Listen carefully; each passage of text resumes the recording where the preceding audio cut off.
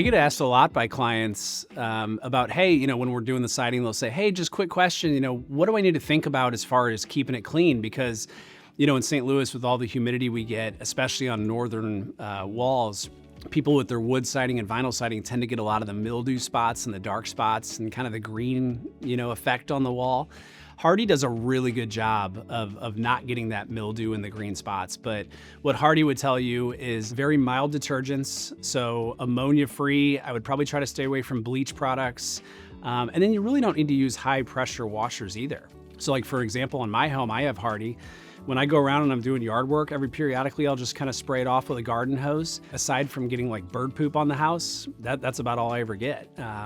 There's not much to do with Hardie in terms of cleaning it, other than just a periodic spray down. Rain does a pretty good job of cleaning it off.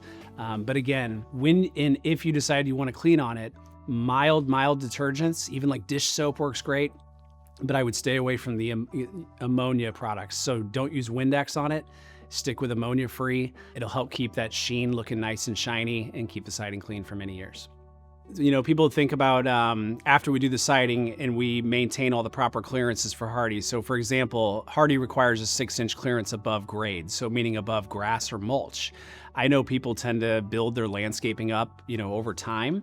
And so it is important when you're thinking about that and you're doing your landscaping to maintain that 6-inch clearance. What we don't want is the moisture to wick into the bottom of the siding. Again, it's not that the Hardie's gonna rot or fail. We just don't want moisture to get up into it. So maintain that same 6-inch clearance. The same thing applies to like gutters. So periodic cleaning of your gutter guards or your gutters. If you have gutter guards, that's even better, to keep them cleared out, because you don't want gutters to back up and start overflowing, backflowing, so that you end up getting water, kind of soaking the fascia board, or even getting down right at the foundation level, because that's where it kind of gets the worst if gutters leak, is down at the foundation line. So really, for exterior maintenance, it's keeping your proper clearances, but also making sure your gutters are nice and cleaned out so that they can perform properly and keep the water going where it's supposed to.